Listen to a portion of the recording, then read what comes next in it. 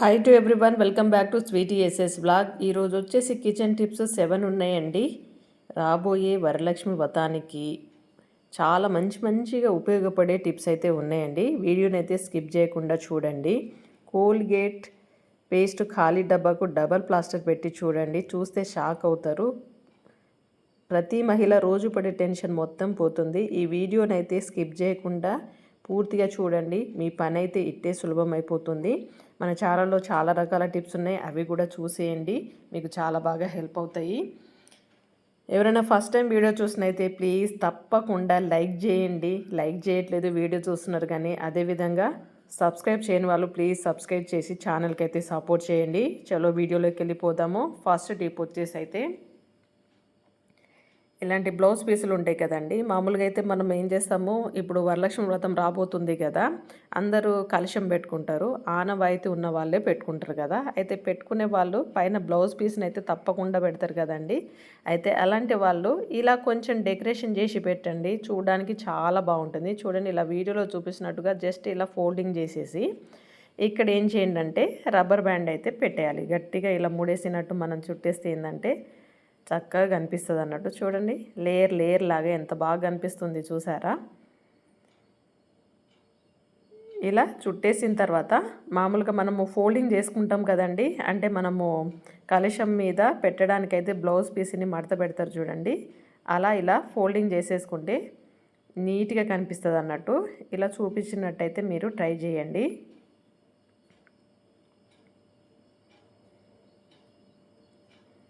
కొంచెం ఇల్లు మడత పెట్టేసాం కాబట్టి కొంచెం ఇబ్బంది అవుతుంది, కాకపోతే కొంచెం జాగ్రత్తగా చేసుకుంటే పర్ఫెక్ట్గా వస్తుంది అన్నట్టు.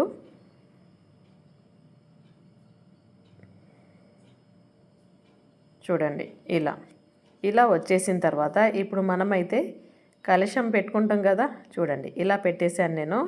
చూడడానికి చాలా బాగుంది, నీట్గా కనిపిస్తుంది కదా. మీరు కూడా ఇలా ట్రై చేసి చూడండి. వచ్చే వరలక్ష్మి వ్రతానికి మీ పని చాలా సులభమైపోతుంది, చూడడానికి కూడా చాలా బాగుంటుంది. నెక్స్ట్ టిప్ వచ్చేసి ఏంటంటే, ఇప్పుడు వరలక్ష్మి వ్రతానికి చాలామంది ఏ విధంగా ప్రసాదాలు చేసుకుంటారు, 3, 5, 9, 11 అలా ఎవరి వీలుని బట్టి వాళ్ళు చేసుకుంటారు కదండి. అయితే నేను ఇప్పుడు చూపించబోయేది మీరు చేసి చూడండి, మీ పని చాలా సులభమవుతుంది. 1 కప్పు బియ్య పిండి, 1 కప్పు గోధుమ పిండి, 1/2 కప్పు వచ్చేసి మనకి బొంబాయి రవ్వ ఉంటుంది కదా, అది. బెల్లం వచ్చేసి 2 కప్పులు తీసుకుంటున్నాను. ఈ 2 కప్పులకి 1 కప్పు అయితే వాటర్ని యాడ్ చేసేసి దీన్నైతే ఈ బెల్లంని అయితే కరిగించుకోవాలన్నట్టు. అది కొంచెం కరిగితే మనకు లిక్విడ్ లాగా వచ్చేస్తుంది కదా, అప్పుడు ఈ వాటర్ని మనము వాడచ్చు అన్నట్టు. ఈలోగా నేను 1 కప్పు వరకు కొబ్బరిని అయితే ఇలా మిక్సీ పట్టుకున్నాను. చూడండి, ఇలా. ఇప్పుడు ఈ కొబ్బరిని కూడా ఇప్పుడు పిండి మిశ్రమంలో ఇలా కలిపేసుకోవాలి. చాలా ఈజీగా 10 నిమిషాల్లోనే అయిపోతుందండి ఈ ప్రసాదం రెసిపీ అయితే. మామూలుగా 5 రకాలు చేయాలంటే ఏమేమి చేయాలి అని ఆలోచిస్తూ ఉంటారు కదా. ఇలా ఈజీ వేలో చేసుకునేటి అయితే మనకు పని కూడా త్వరగా అయిపోతుంది కదా. ఇప్పుడు బెల్లం వాటర్ని నేను ఇందులో కలిపి దీన్ని జారుడుగా కలుపుకోవాలి. మనం గరిటె జారు ఉంటుంది చూడండి, అది ఎలా వస్తుందో ఆ స్టేజ్కి వచ్చే వరకు మనం కొంచెం కలుపుకుంటూ వాటర్ పోస్తూ కలుపుకోవాలి. పులిహోర చేస్తారు, దద్దోజనం చేస్తారు, పూర్ణాలు చేస్తారు, ఇంకా చాలా రకాలు చేస్తూ ఉంటారు కదా. అందులో ఇదొక ప్రసాదం మీకు ఈజీ వేలో అయిపోతుంది. నేను ఇలాచీ పౌడరు, కొంచెం సాల్టు, మనము తీపి పదార్థాలు స్వీట్ తయారు చేసే దాంట్లో ఉప్పు వేస్తే ఏంటంటే టేస్ట్ బాగా వస్తుంది అన్నట్టు. ఓకే, ఇప్పుడు ఈ మిశ్రమాన్ని కలిపేసిన తర్వాత ఒక 10 మినిట్స్ అయితే పక్కన ఉంచాలి. ఎందుకంటే ఇందులో మనము బొంబాయి రవ్వ వేసాం కదండి, అది నానాలి కదా. ఒక 10 నిమిషాల తర్వాత నేను చూపిస్తున్నాను చూడండి. ఇందులో ఒక 1/2 టేబుల్ స్పూన్ వరకు అయితే నేను వంట సోడాని యాడ్ చేశాను. వంట సోడా వేయడం వల్ల ఏంటంటే మంచిగా పొంగుతూ బూరెల్లాగా వస్తాయి అన్నట్టు. చాలా ఈజీ ప్రాసెస్. అయితే దీనికి ఒక చిన్న టిప్ అండి. ఇప్పుడు ఆయిల్ని అయితే హీట్ చేసుకోవాలి. ఫస్ట్ అయితే నూనె బాగా వేడెక్కాలి.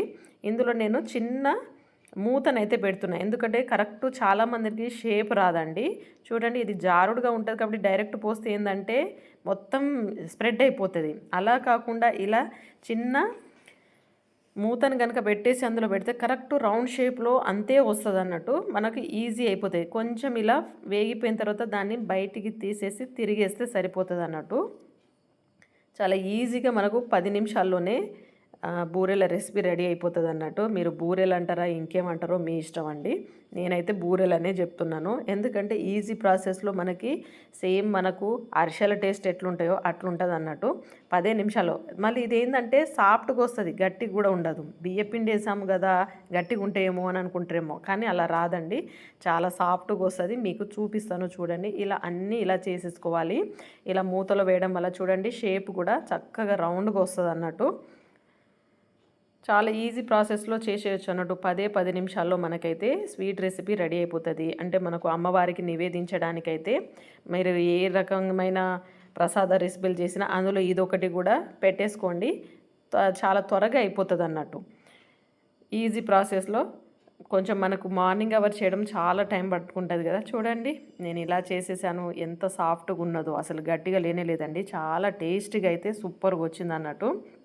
ఇలా అమ్మవారికి నివేదిస్తే సరిపోతుంది అన్నట్టు. మీరు కూడా ఇలా చేసేయండి. వరలక్ష్మి వ్రతానికి ఎలా ఉందో కూడా కామెంట్ చేయండి. ట్రై చేయడం అస్సలు మర్చిపోకండి. నెక్స్ట్ టిప్ వచ్చేసి పెన్ను ఉంటుంది కదా, మన ఇంట్లో అయితే బోలెడు ఉంటాయి. అయిపోయిన తర్వాత అయితే ఈ పెన్ను క్యాప్స్ని అయితే పడేస్తూ ఉంటాం కదా.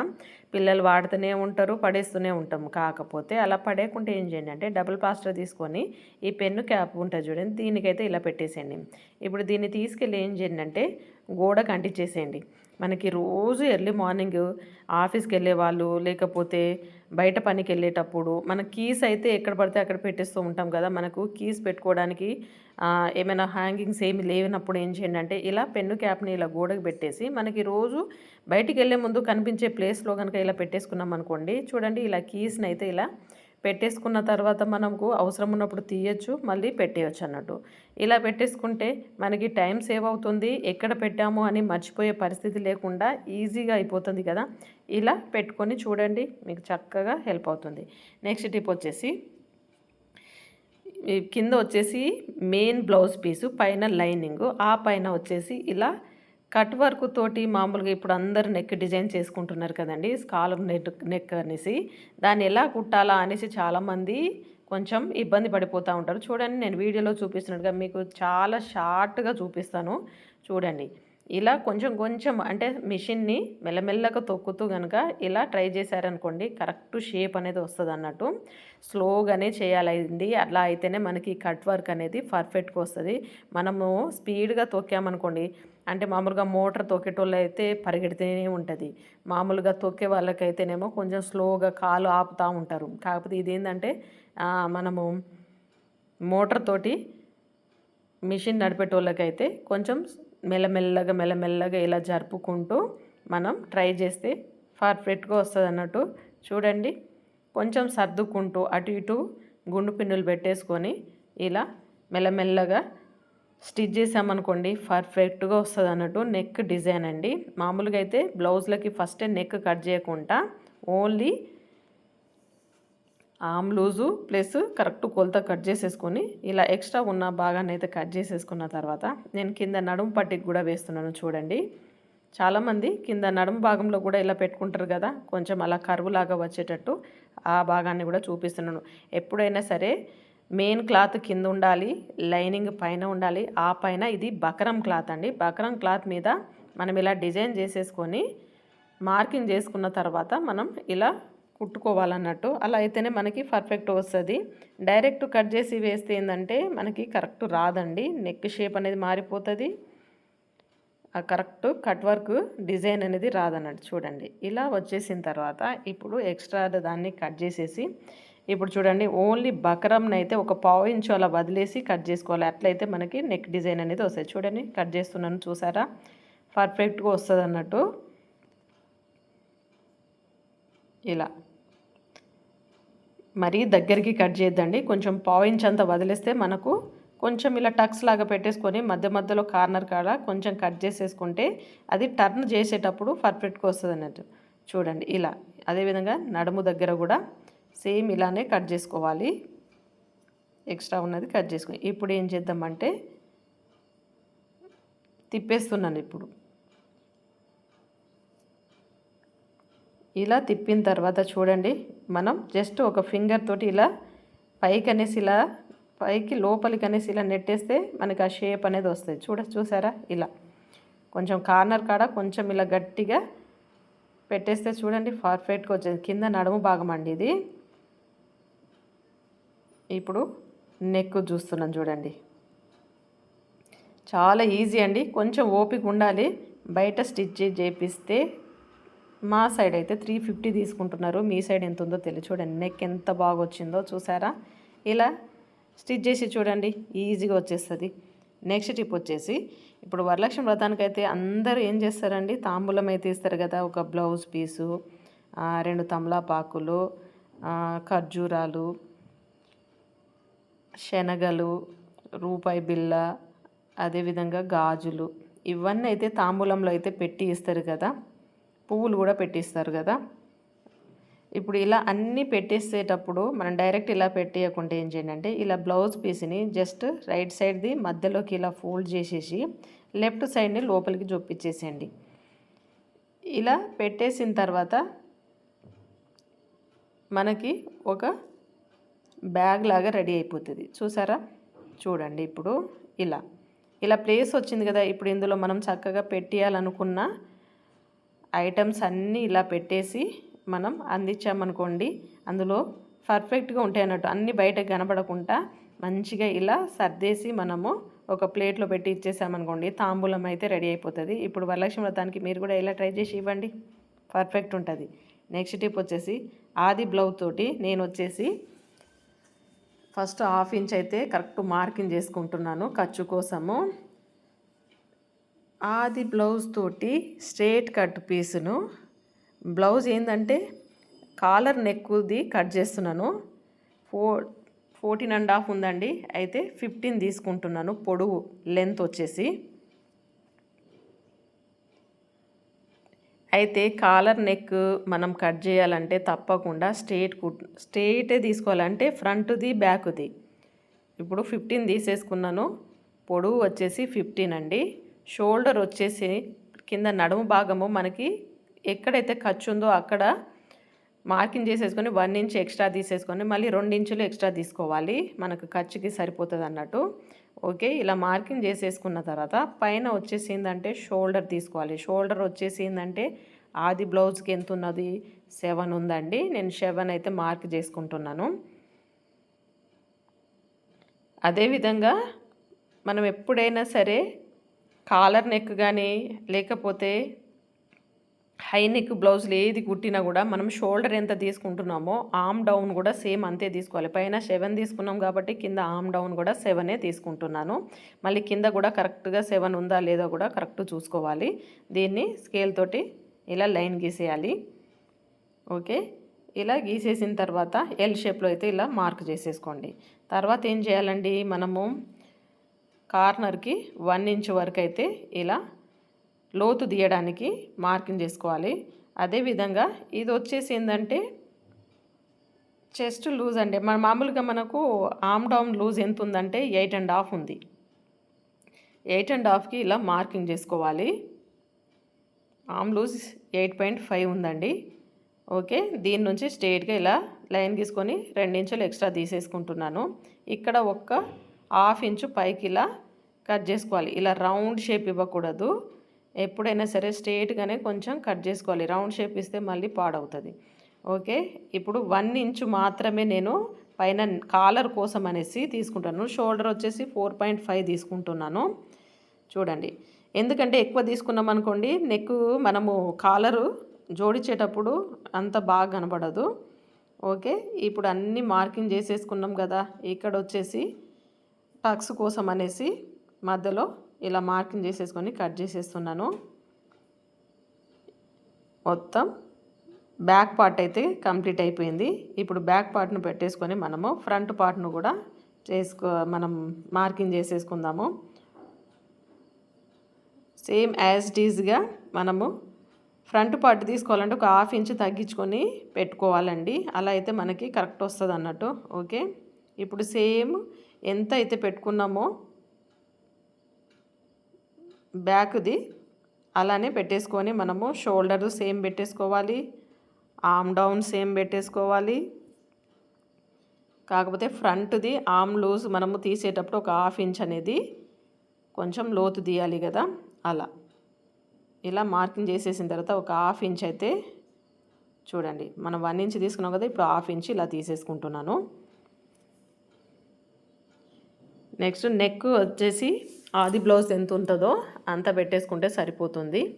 ఫ్రంట్ నెక్ మామూలుగా 6.5 అనేది తీసుకుంటే వీ నెక్ కానీ లేకపోతే రౌండ్ నెక్ కానీ తీసుకోవచ్చు, మీ ఇష్టం, ఏదైనా పెట్టుకోవచ్చు.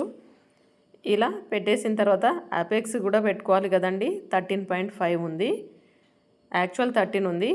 1/2 ఇంచ్ వచ్చేసిందంటే మనకి ఖర్చుకు పోతుంది. మళ్ళీ 2 ఇంచులు పైనుంచి తీసేసుకొని మనకు ఇది వచ్చేసి 5.5 ఎందుకు తీసేసుకుంటున్నానంటే చెస్ట్ లూజు లెంత్ 10th తీసేసుకొని మామూలు ప్రిన్స్ కట్కి వచ్చేసి 5.5 షోల్డర్లు మార్కింగ్ చేసేసుకుని అక్కడ నుంచి మనం ఇలా తీసుకోవాలన్నట్టు. నెక్స్ట్ వచ్చేసి రైట్ సైడ్ ఒక 1 ఇంచ్ పెంచేసుకొని మార్కింగ్ చేసేసుకుంటే మనకి పర్ఫెక్ట్గా ప్రిన్స్ కట్, అదేవిధంగా కాలర్ నెక్ బ్లౌజ్ అయితే కటింగ్ అయిపోతుంది అన్నట్టు. చూడండి, ఇలా కట్ చేసేసుకోవాలి.